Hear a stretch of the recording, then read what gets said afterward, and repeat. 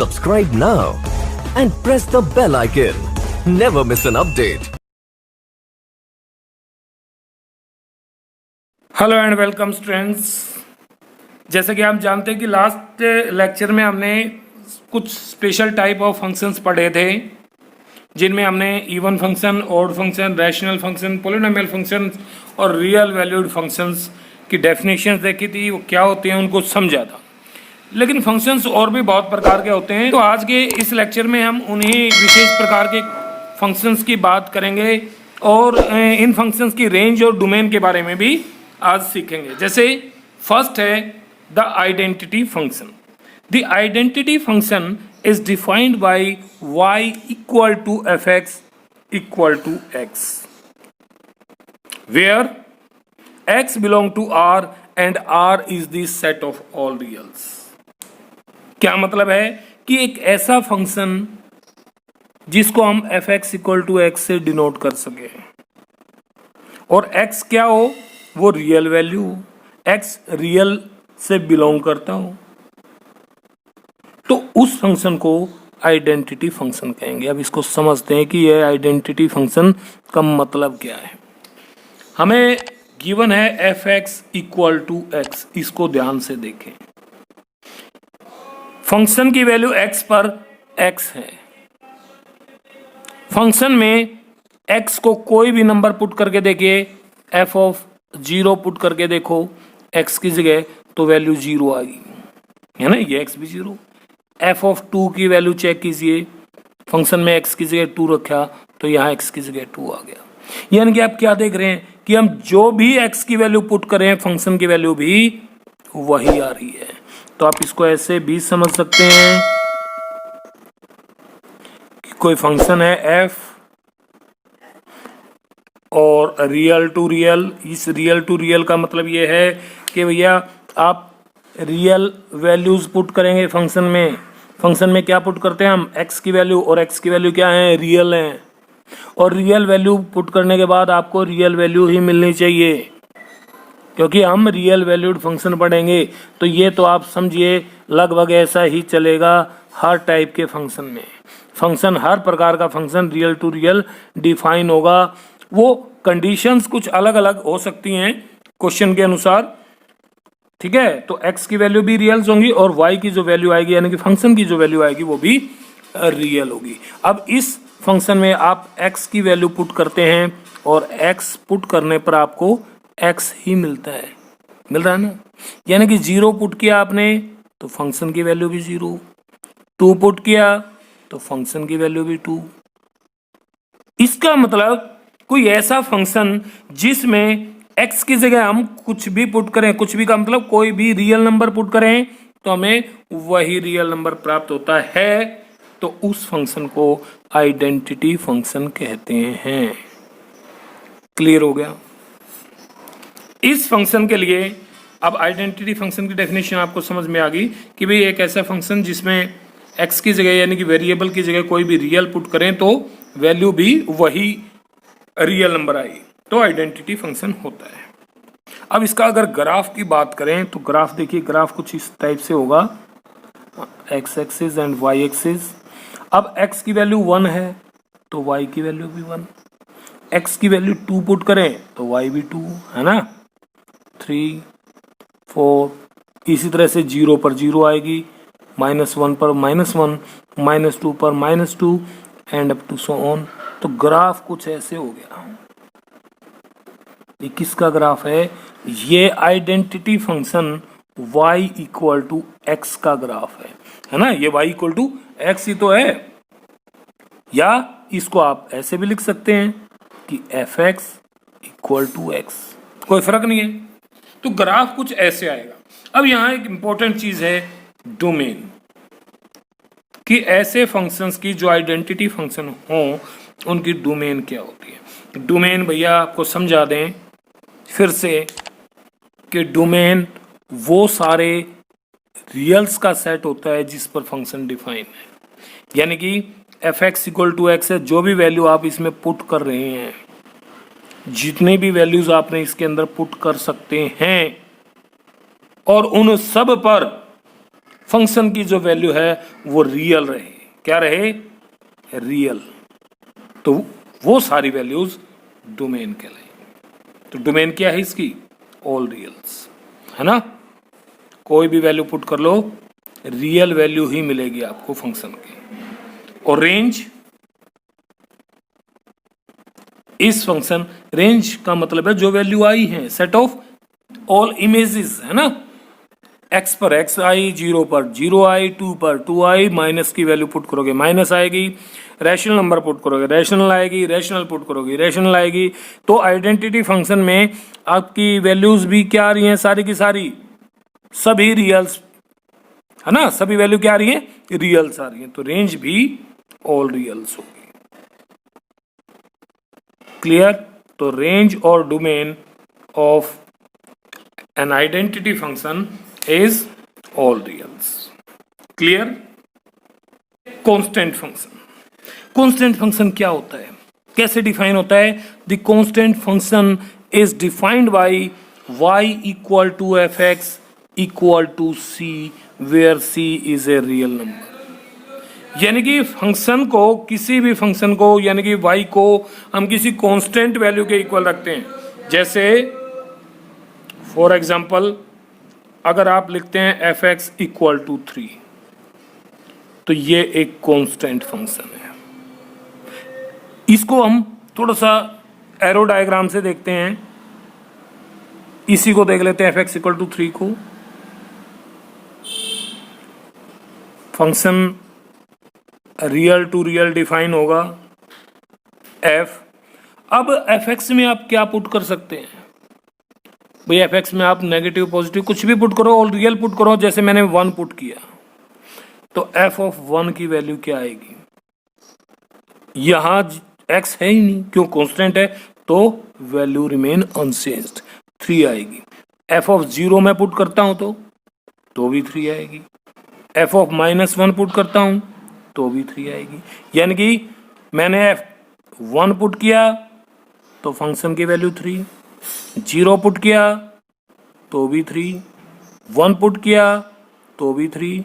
अगर मैं 2 पुट करूं एफ ऑफ 2, क्योंकि यहां तो वेरिएबल है ही नहीं कांस्टेंट टर्म में, तो वैल्यू 3 ही रहेगी। तो फंक्शन कुछ इस तरह से हो गया कि आप फंक्शन में कोई भी वैल्यू पुट करें, कोई भी रियल पुट करें, लेकिन आपको फंक्शन की वैल्यू हमेशा 3 मिलेगी। अब जो वैल्यू पुट कर रहे हैं उन सभी का सेट क्या होता है? डोमेन। और जो वैल्यूज आ रही हैं वो क्या होती है? रेंज। और ये पूरा सेट ये क्या होता है? ये कोडोमेन है। इसका मतलब एफ एक्स इक्वल टू 3 के लिए अगर हम बात करें, particular F x equal to 3 के लिए, तो डोमेन तो इसकी क्या होगी? डोमेन तो ऑल रियल्स, भाई कुछ भी पुट कर लो आप। और रेंज, रेंज क्या होगी? रेंज तो केवल 3 आ रही है भैया वैल्यू। और कोडोमेन, कोडोमेन भी ऑल रियल्स है ना। इसके अंदर वैल्यूज तो और भी है ना, क्योंकि रियल का सेट है, लेकिन उन सब की प्री इमेज नहीं बन रही, बनेगी भी नहीं, क्योंकि फंक्शन की वैल्यू हमेशा 3 आनी है, तो कोई फर्क नहीं है। तो कोडोमेन भी क्या होगी? रियल्स होगी। अब जनरली किसी कांस्टेंट फंक्शन की डोमेन क्या होगी, है ना। तो अब लिखेंगे हम डोमेन। हर प्रत्येक constant function, every constant function is defined for all reals. तो डोमेन तो होगी इसकी ऑल रियल्स। और रेंज, रेंज भैया जो वैल्यू आप पुट की हैं, आपने जितने रियल्स पुट किए हैं और जो वैल्यू फंक्शन की मिली है वो रेंज। फंक्शन की वैल्यू क्या मिलेगी फिर? सी, है ना। कांस्टेंट क्या है? सी है। तो जो भी कांस्टेंट की वैल्यू होगी वही रेंज होगी। तो कांस्टेंट फंक्शन भी समझ में आ गया। ये रेंज और डोमेन बहुत जरूरी हैं, इनको आप साथ के साथ सीखते जाएं। ओके। टाइप आती है फंक्शन की लीनियर फंक्शन। कि लीनियर फंक्शन क्या होता है? देखिए हमने पढ़ा था पॉलिनोमियल फंक्शन, तो लीनियर फंक्शन भी उसी फंक्शन की एक टाइप है। ठीक है, क्वाड्रेटिक फंक्शन भी हो सकता है, लीनियर फंक्शन भी है। ओके, तो पॉलिनोमियल फंक्शन ही होता है, केवल इसकी डिग्री 1 होती है। तो हम इसको ऐसे डिफाइन कर सकते हैं, a linear function is a function defined by y equal to F x equal to A X plus B where A not equal to 0 and A B are real number. को sir फिर आप इसको अलग से क्यों करवा रहे हो कि भैया इस इतने सारे आप लीनियर फंक्शंस यूज करेंगे, उनकी रेंज और डोमेन फाइंड आउट करेंगे, तो यहां हम रेंज और डोमेन डिस्कस कर लेंगे इसकी, इसलिए हम इसको कर रहे हैं। ठीक है, अब क्योंकि ए एक्स प्लस बी एक लीनियर इक्वेशन है और लीनियर इक्वेशन का जो ग्राफ होगा वो आपको पता है 10th क्लास में भी सीखा था, वो एक स्ट्रेट लाइन होती है। क्या होती है? Straight line. तो इसका ग्राफ भी कुछ किसी भी दिशा में आ सकता है, ऐसे हो सकती है कोई स्ट्रेट लाइन, या ऐसे भी हो सकती है स्ट्रेट लाइन। तो इस तरह से स्ट्रेट लाइन तो बनेगा इसका ग्राफ। क्लियर? अब कैसी टाइप हो सकती है? जैसे y equal to 3x plus 2, ये क्या है? लीनियर फंक्शन है। अब इस y में यानी कि एफ एक्स भी लिख सकते हैं, इस एफ एक्स में कौन कौन सी वैल्यूज पुट की जाए? लेनी तो रियल है जिसके ऊपर फंक्शन डिफाइन हो। भाई सारी रियल्स के ऊपर डिफाइन है ना। अब मैं आपको यह भी बताऊंगा कि डिफाइन का मतलब क्या है। एक फंक्शन डिफाइन होता है, डिफाइन है, डिफाइन नहीं है। बहुत सारी बात समझ रहे, बहुत सारी बार आप ये बातें सुन रहे हैं कि डिफाइन है, डिफाइन है। डिफाइन का मतलब क्या होता है इसको समझ लें। A function is defined if, ये पता होना चाहिए कि फंक्शन डिफाइन कब होता है। इफ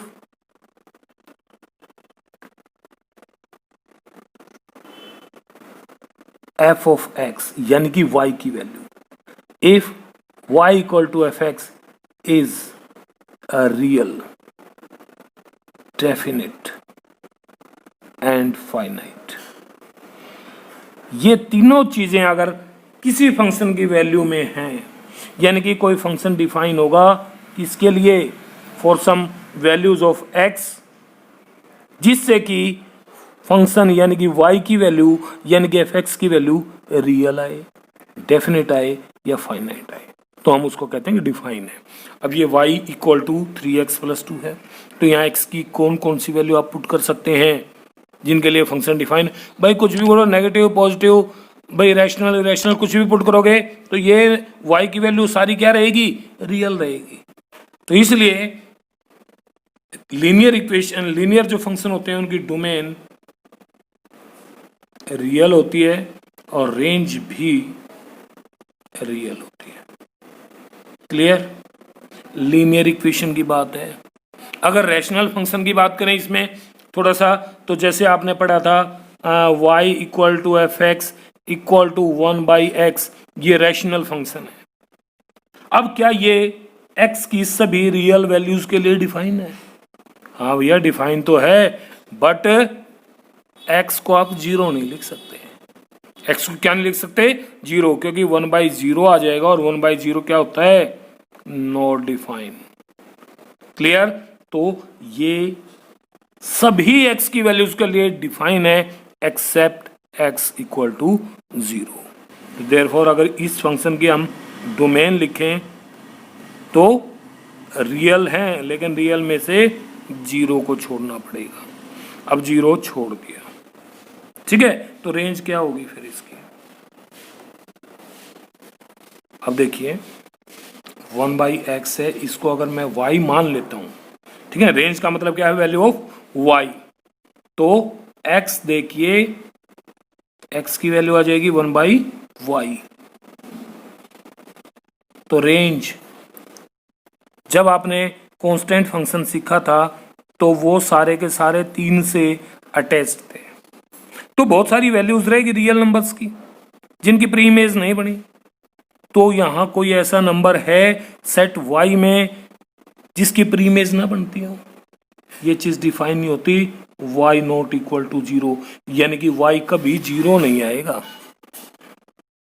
यहां एक वैल्यू 0 है, ये 0 किसी के साथ भी अटैच्ड नहीं है, तो कोडोमेन सेट में तो शामिल होगा लेकिन रेंज में शामिल नहीं होगा। तो रेंज भी इसकी क्या आ जाएगी? r-0 आ जाएगी। बात समझ में आ रही है ना? Okay. Now it is very important type of function and that is modulus function या absolute value function. तो क्या होता है modulus function? The modulus function is defined as y equal to fx equal to mod of x, where mod x is also defined as equal to x for all x greater than equal to 0 and minus x for all x less than 0. आई को समझ में? इसको हम एक दूसरी type से भी लिख सकते हैं, यानी कि a function from R to R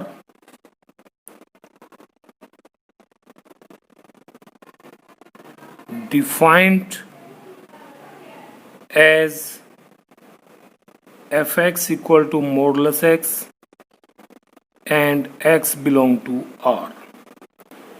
बात वही है, कोई फर्क नहीं है.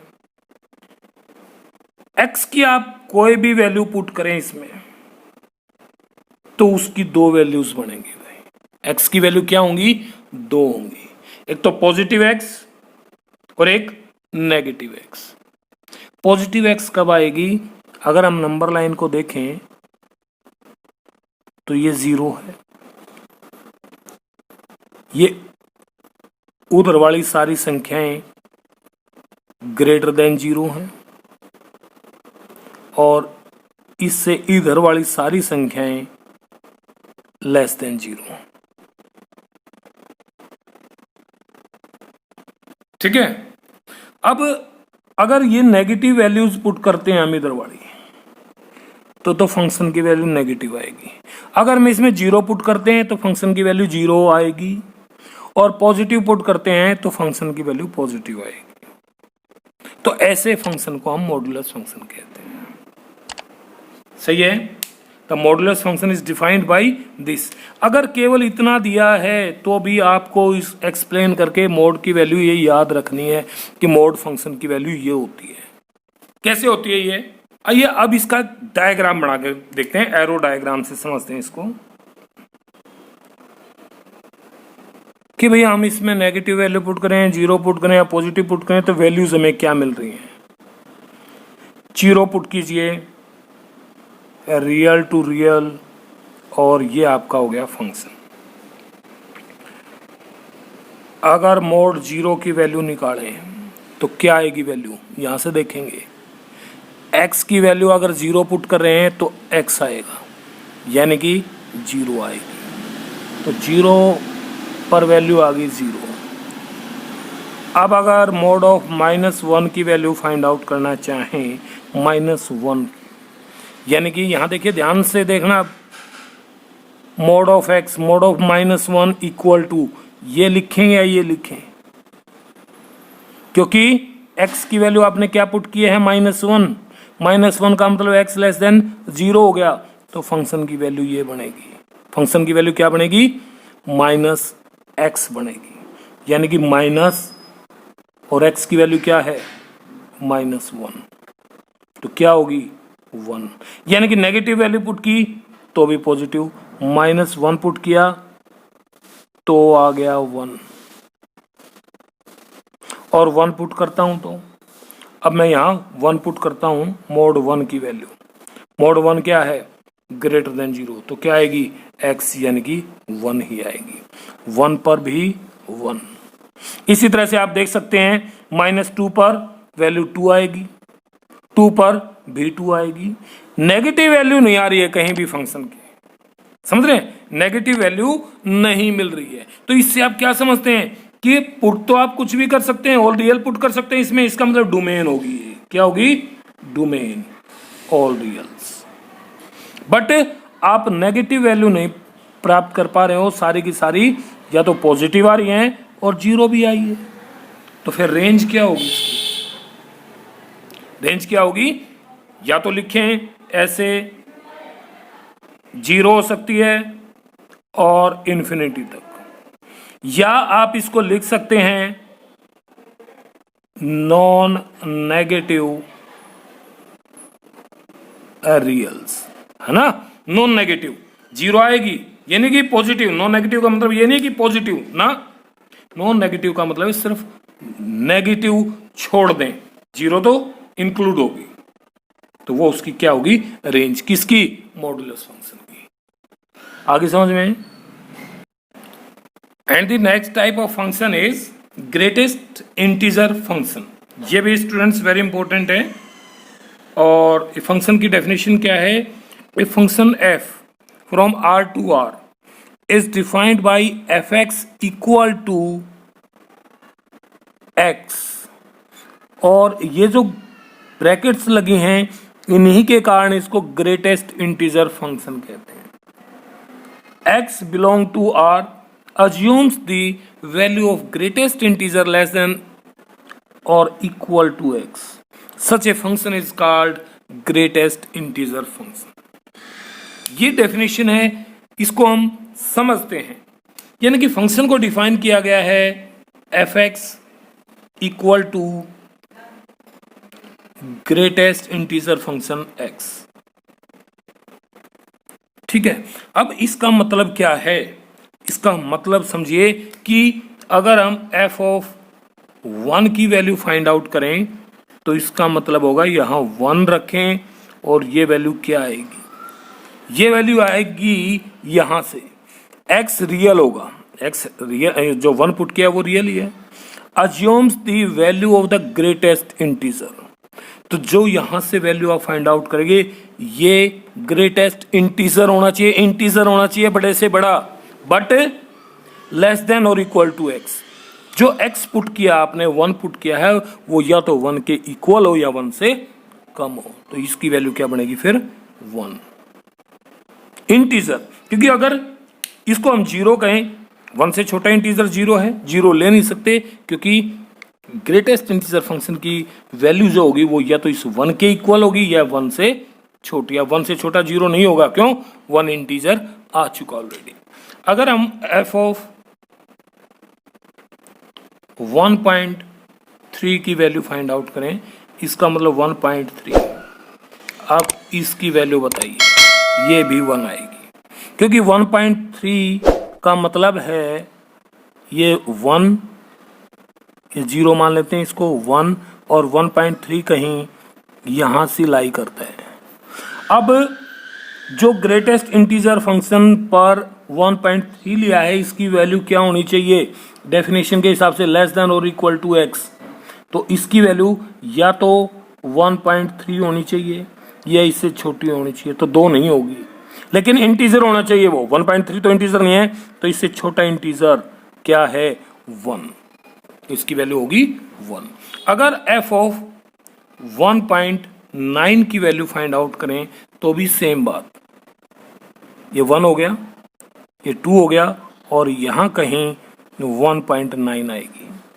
अब या तो 1.9 हो, या तो वैल्यू x के इक्वल हो, या तो 1.9 हो, लेकिन ये 1.9 इंटीजर नहीं है, तो इससे छोटा इंटीजर 1, तो इसकी वैल्यू भी ग्रेटेस्ट इंटीजर फंक्शन में 1 होगी। समझ रहे हैं बात? अब अगर आपको f ऑफ -2.6 फाइंड आउट करनी है, तो -2.6 का मतलब देखिए क्या होगा, या तो इस x यानी कि -2.6 के इक्वल होगा, लेकिन ये इंटीजर नहीं है, तो इससे छोटा होगा, फिर इससे छोटा इंटीजर क्या होगा, -3। समझ गए, -3। और भी बहुत सारी इस तरह से आप वैल्यू फाइंड आउट करेंगे, जैसे -4.1 इक्वल टू, और ग्रेटेस्ट इंटीजर फंक्शन पर वैल्यू -4.1 की क्या होनी चाहिए, इससे छोटी, -4। देख लो एक बार, 0, -1, -2, -3, -4, और -4.1 यहाँ आएगा, यहाँ आएगा ना, 4.1 माइनस का, तो इससे छोटा इंटीजर लेना है, छोटा इंटीजर -5 आएगा। ठीक है, या भाई -4 तो इससे बड़ा हो गया ना, तो -5। तो इस तरह से आपने देखा कि ग्रेटेस्ट इंटीजर फंक्शन में उसकी कोई भी वैल्यू पुट कर रहे हैं और फाइनल जो वैल्यू आएगी वो या तो इस x के इक्वल हो या x से छोटी हो, बट इंटीजर हो। क्या हो? इंटीजर। क्लियर? ओके। अब थोड़ा ग्राफिकली इसको अगर चेक करना चाहें हम कि ग्राफिकली ग्रेटेस्ट इंटीजर फंक्शन को कैसे हम शो कर सकते हैं। देखिए ध्यान से, अब आपने यहां से ये चीज ऑब्जर्व की है कि अगर x की वैल्यू 0 से बड़ी हो, x की वैल्यू क्या हो? ओके, तो आपने क्या ऑब्जर्व किया है कि ग्रेटेस्ट इंटीजर फंक्शन यानी कि x की वैल्यू 0 होगी। और 0 कब होगी? जब यहां देखिए, अगर आप यहां 0 रखते हैं तो भी वैल्यू 0 आएगी, 0.1 रखते हैं तो भी वैल्यू, क्योंकि ग्रेटेस्ट इंटीजर लिखना आपने या तो इसके इक्वल हो या इससे छोटा हो इंटीजर। तो इससे, ये तो इंटीजर नहीं है तो इससे छोटा इंटीजर 0, और इस तरह से चलते चलते 0.9999 इन सब की जो वैल्यू आएगी वो 0। तो कहां से कहां तक? तो 0 वैल्यू कब होगी? For 0 less than equal to x, यानी कि x की वैल्यू 0 हो या 0 से बड़ी हो और लेस देन 1, 1 से कम। समझे? x की वैल्यू आप 0 लें या 0 से बड़ी लें, लेकिन 1 से कम, यानी कि 0 ली, इसको काउंट करेंगे और ये आ गया 1, 1 नहीं लेना है, ये 1 है, 2, 3, 4, y की वैल्यू 1, 2, 3, 4। अब 1 शामिल नहीं होगा, समझ रहे हैं? तो x की वैल्यू 0 से लेकर के यहां तक जो कुछ भी लेंगे उस पर वैल्यू जो बनेगी वो बनेगी 0, यानी कि यहां तक y की वैल्यू क्या रहेगी? 0, यही रहेगी, यहां शामिल नहीं करेंगे इसको। समझ रहे ना? अब अगर वैल्यू 1 ले और 2 से कम ले, यानी कि यहां देखिए ग्रेटेस्ट इंटीजर फंक्शन x की वैल्यू 1 आएगी। कब? फॉर जब 1 less than equal to x less than 2, यानी कि वैल्यू आप पुट कर रहे हैं 1, तो 1 पर वैल्यू 1 रहेगी y की, और 2 से कम के लिए, यानी कि यहां 2 आएगा, इसको हम शामिल नहीं करते। ये सारी वैल्यूज क्या हैं? y की वैल्यू 1 रहेगी। कहां से? 1 से लेकर के 1 से स्टार्ट करें, 1 से बड़ी संख्या लें लेकिन 2 से कम के लिए। अब अगर x की वैल्यू 2 लें या 2 से बड़ी लें तो x की वैल्यू क्या आएगी? फिर 2 आएगी। For 2 less then x less then 3, तो 2 यहां आएगी, ये वैल्यू शामिल कहां होगी? यहां, और 3 तक, 3 को नहीं लेना है। समझ रहे हैं? इसी तरह से ये चलता जाएगा, और ये ग्रेटेस्ट इंटीजर नेगेटिव में भी आ सकते हो आप। नेगेटिव में अगर बात करें हम तो -1 वैल्यू, और x की ग्रेटेस्ट इंटीजर फंक्शन x की वैल्यू -1 कब आएगी? जब आप for -1 less than equal to x और लेस देन 0, यानी कि 0 से लेकर के 0 को शामिल नहीं करेंगे इसमें, और 1 तक की संख्याएं आप इसके अंदर पुट करेंगे तो वैल्यू -1 रखेंगे। कितनी आएगी? -1। तो 0 से, और y की वैल्यू ये -1 और ये 0 हो गया, इसको शामिल नहीं करेंगे, इसको शामिल, ठीक है, ये शामिल कर ली, और ये 0 शामिल नहीं है। समझ रहे हैं ना बात? यानी कि ऐसा ही खाली सा एक सर्कल बना दें, ये ओके। अब ये -1 है, -2 कब आएगी वैल्यू? ग्रेटेस्ट इंटीजर फंक्शन की -2 वैल्यू किस किस के लिए रहेगी? For -2 less than equal to x less than -1। अब x की वैल्यू आप -1 रखें, सॉरी -1 से छोटी रखें और -2 रखें या -2 के इक्वल रखेंगे तो वैल्यूज बन जाएगी आपकी, यहाँ 1 तो आएगी नहीं, -1 तो और -2 इसमें शामिल होगी। तो इसी तरह से जो ये ग्राफ बनेगा ये ग्रेटेस्ट इंटीजर का फंक्शन, ठीक है ना, ग्रेटेस्ट इंटीजर फंक्शन का ग्राफ कुछ ऐसे होगा और वैल्यूज आप ऐसे फाइंड आउट करेंगे। अब जो फाइनली बात आ गई वो है इसकी रेंज और डोमेन की। तो किसी ग्रेटेस्ट इंटीजर फंक्शन की डोमेन की देखिए, डोमेन का मतलब है कि फंक्शन किन किन रियल्स पर डिफाइन है।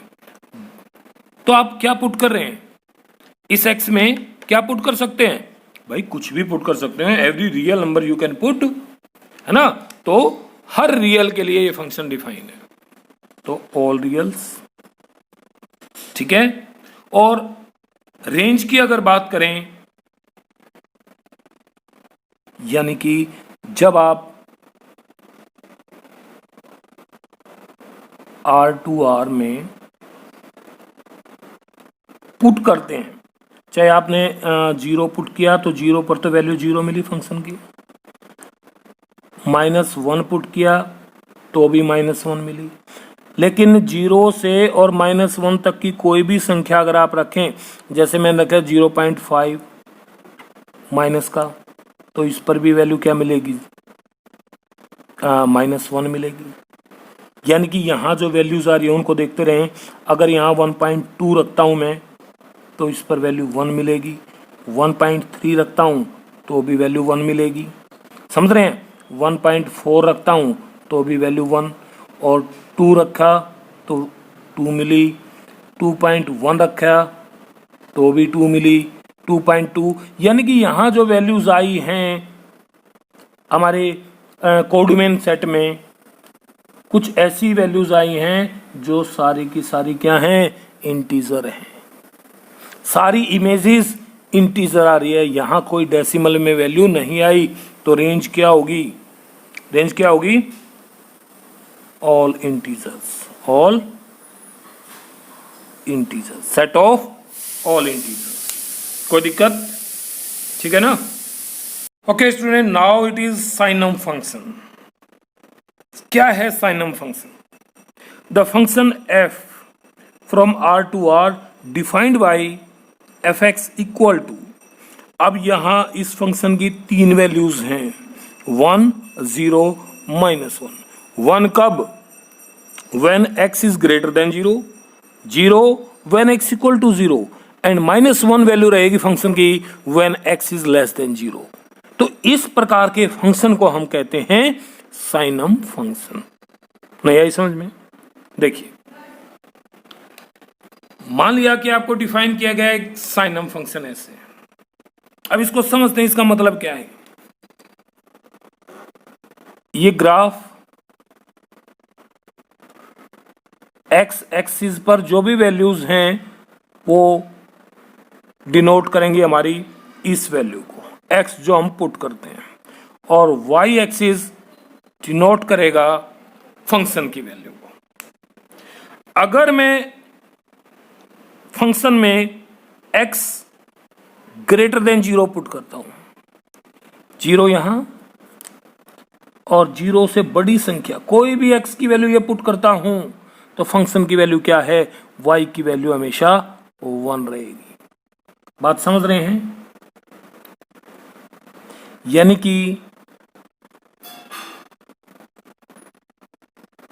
0 पर वैल्यू 1 नहीं है, इसको मैं थोड़ा सा ऐसे बना लेता हूं, 0 पर वैल्यू 0 रहेगी, है ना, 1 नहीं, 0 यही है।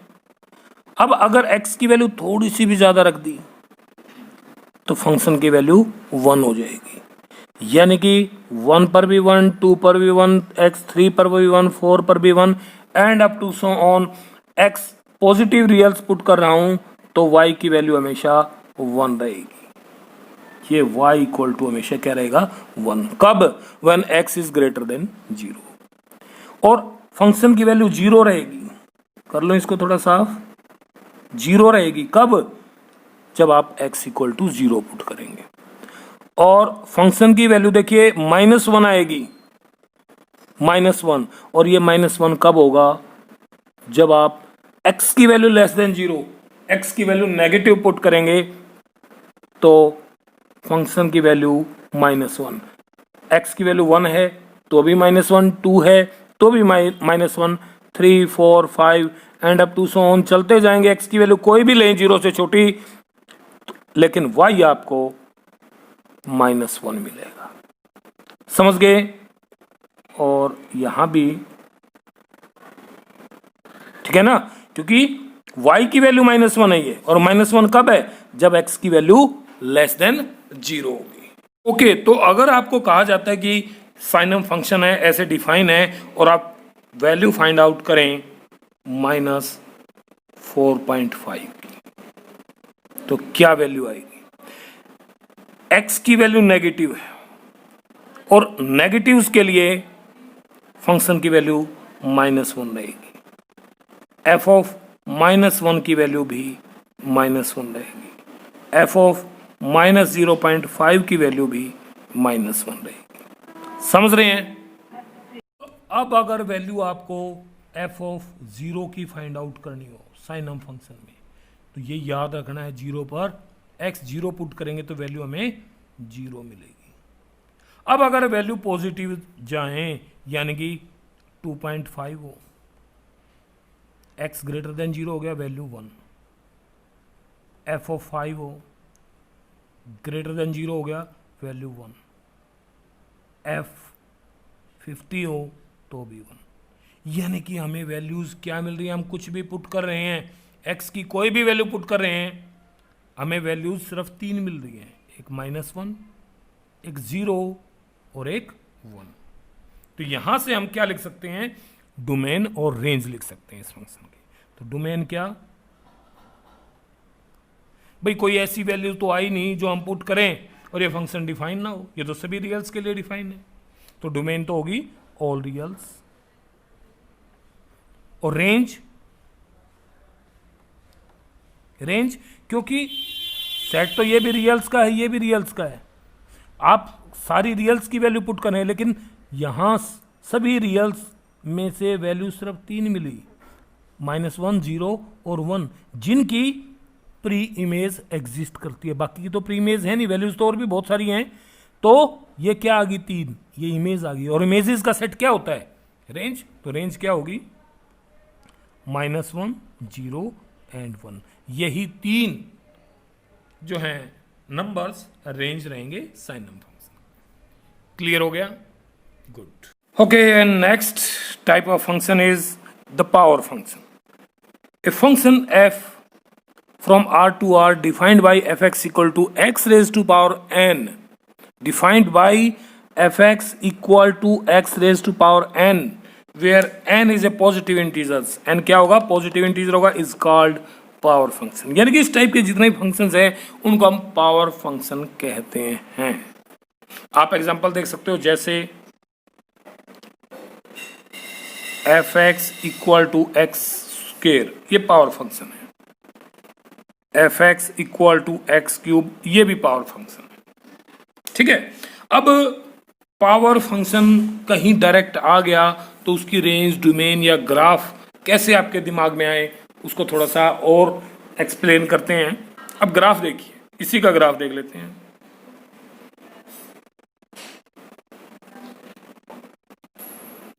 फंक्शन की जो वैल्यू है वो एक्स स्क्वेयर है। एक्स स्क्वेयर का मतलब ये हमेशा पॉजिटिव रहेगा।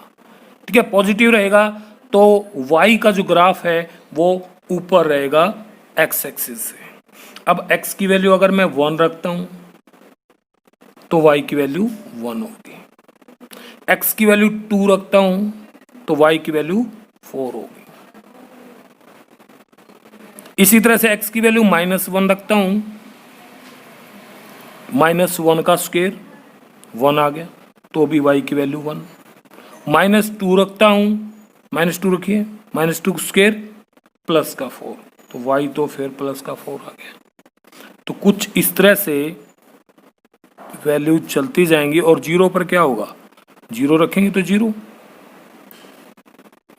ये कुछ ग्राफ इस तरह से y equal to X square का कह सकते हैं आप, और इसमें वैल्यूज क्या हैं, सारी पॉजिटिव हैं, सारी की सारी वैल्यूज रियल्स हैं। ठीक है, अब इस फंक्शन को और देख लेते हैं। इससे हमें रेंज और डोमेन को फाइंड आउट करने में बड़े आसानी होगी। अगर x की वैल्यू मैं जीरो रखता हूं तो जीरो, y की वैल्यू जीरो ही रहेगी। अगर x की वैल्यू 1 रखता हूं तो y की वैल्यू भी 1 आएगी। x की वैल्यू अगर 2 रखता हूं तो y की वैल्यू 8 आ गई, 2 क्यूब 8, तो y 8 तो काफी दूर से बनेगा यहां से।